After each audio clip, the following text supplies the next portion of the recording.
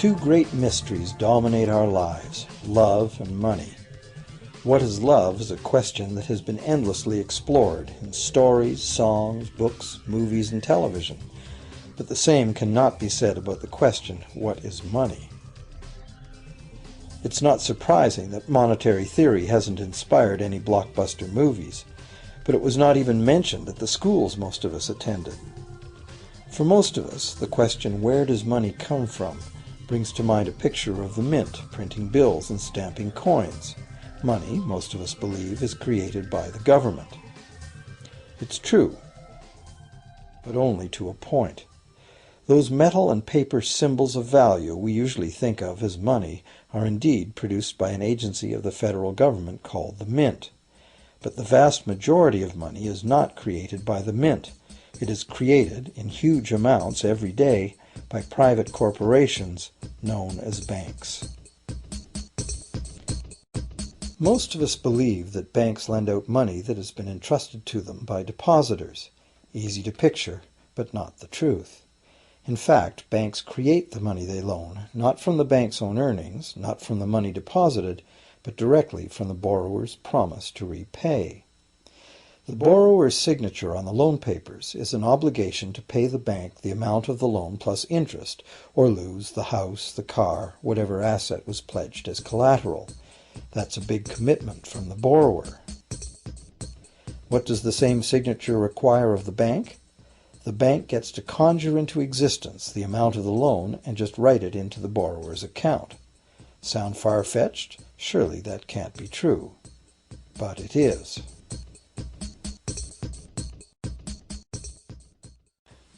To demonstrate how this miracle of modern banking came about, consider this simple story, the goldsmith's tale. Once upon various times, pretty much anything was used as money. It just had to be portable, and enough people had to have faith that it could later be exchanged for things of real value, like food, clothing, and shelter. Shells, cocoa beans, pretty stones, even feathers have been used as money. Gold and silver were attractive, soft, and easy to work with, so some cultures became expert with these metals. Goldsmiths made trade much easier by casting coins, standardized units of these metals whose weight and purity was certified. Well, to protect his gold, the goldsmith needed a vault, and soon his fellow townsmen were knocking on his door, wanting to rent space to safeguard their own coins and valuables. Before long, the goldsmith was renting every shelf in the vault and earning a small income from his vault rental business. Years went by, and the goldsmith made an astute observation. Depositors rarely came in to remove their actual physical gold, and they never all came in at once. That was because the claim checks the goldsmith had written as receipts for the gold were being traded in the marketplace as if they were the gold itself. This paper money was far more convenient than heavy coins, and amounts could simply be written instead of laboriously counted one by one for each transaction. Meanwhile, the goldsmith had another business. He lent out his gold, charging interest.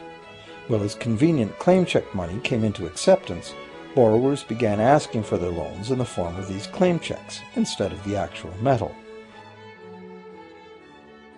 As industry expanded, more and more people asked the goldsmith for loans. This gave the goldsmith an even better idea. He knew that very few of his depositors ever removed their actual gold, so the goldsmith figured he could easily get away with lending out claim checks against his depositors' gold, in addition to his own. As long as the loans were repaid, his depositors would be none the wiser and no worse off, and the goldsmith, now more banker than artisan, would make a far greater profit than he could by lending only his own gold.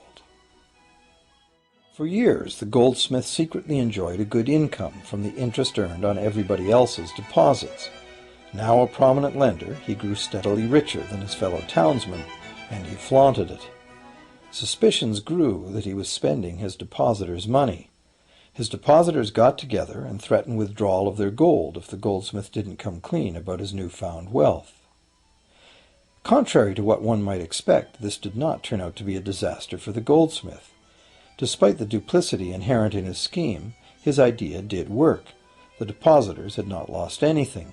Their gold was all safe in the goldsmith's vault. Well, rather than taking back their gold, the depositors demanded that the goldsmith, now their banker, cut them in by paying them a share of the interest. And that was the beginning of banking. The banker paid a low interest rate on deposits of other people's money that he then loaned out at a higher interest. The difference covered the bank's cost of operation and its profit. The logic of this system was simple, and it seemed like a reasonable way to satisfy the demand for credit. However, this is not the way banking works today. Our goldsmith banker was not content with the income remaining after sharing the interest earnings with his depositors, and the demand for credit was growing fast as Europeans spread out across the world. But his loans were limited by the amount of gold his depositors had in his vault. That's when he got an even bolder idea. Since no one but himself knew what was actually in his vaults, he could lend out claim checks on gold that wasn't even there. As long as all the claim check holders didn't come to the vault at the same time and demand real gold, how would anyone find out?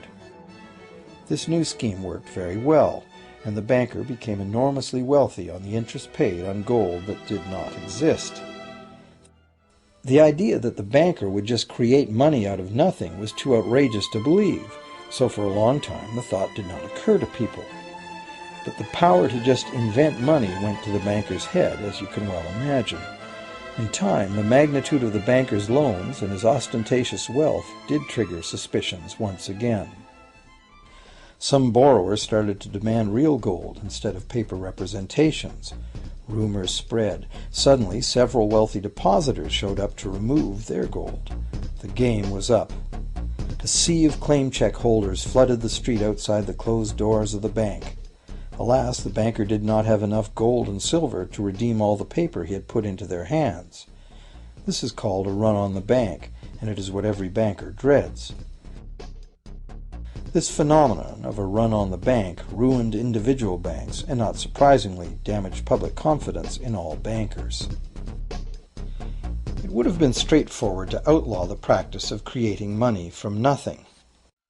But the large volumes of credit the bankers were offering had become essential to the success of European commercial expansion, so instead the practice was legalized and regulated. Bankers agreed to abide by limits on the amount of fictional loan money that could be lent out. The limit would still be a number much larger than the actual value of gold and silver in the vault. Quite often the ratio was 9 fictional dollars